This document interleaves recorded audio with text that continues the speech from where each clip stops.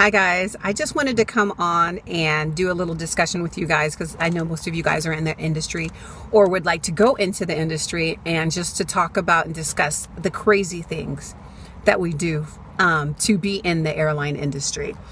And I had a discussion with one of my coworkers the other day as well, and it's just the craziest things. It's the things that we would do in this industry that we would never do in any other industry.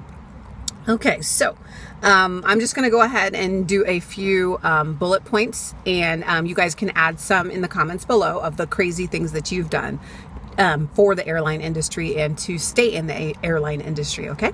Number one, crazy hours. I mean, in other industries, most of the time you're 8 to 5, you know, hospital industry, maybe you do days or nights. Those are long hours, but airline, I mean, we can work many hours. We're allowed to work up to 15 hours a day in my airline. When I was a flight attendant, I think that was the duty day, 15 or 16 hours. So crazy hours, varying hours, especially when you're doing trades with people. Sometimes people are working up until nighttime, 11 to like 2 a.m. They go sleep in their car for 2 hours, and then they do a 4 a.m. to 6 a.m. shift. So, constant schedule change at my airline. We constantly, because of the flights change, we constantly are changing our schedules. So sometimes we have our same bid for a month, sometimes we have it for 2 months. And people, especially at my airline, since we are part-timers, a lot of us, we have other jobs, so we have to make sure we either bid that for things that do not go against, like, that do not conflict with our normal day jobs, or we have to do lots and lots of trades. It can be easier if you're more senior at my airline, and every airline, you know, seniority is the key. So the higher seniority you are, the more better lines that you can pick. So that's that. Commuting. When I was a flight attendant, when I was a flight attendant, I commuted from LA area all the way to Chicago every single week. So I had to give myself an entire day before to even get to work.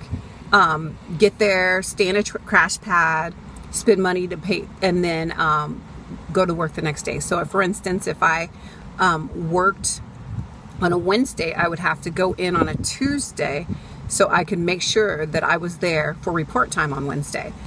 And a lot of times people think, oh, only flight attendants commute for their airline industry or pilots, but it's not true. At my airline, I'm thinking there's probably at least 8 commuters. And they're coming from Northern California. We're going to have someone from Reno. We have people from Denver. We have people from Vegas. We have people from all over commuting to get into or to stay on their jobs. We've had a few station closures.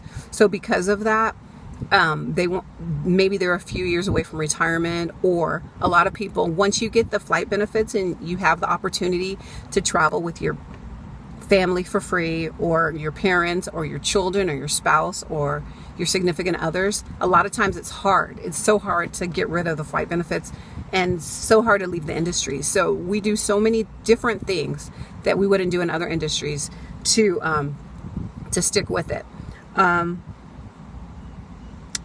So what else? Obviously, you know, my airline doesn't pay that much. So because of that, you know, we are willing to make a lot less money than we could in other industries. That's why it's good to have a side business or another little job. Other airlines, a lot of airlines do make good enough money that you only need to have that one job. You don't have to have a side hustle, but some airlines you do, especially at the beginning.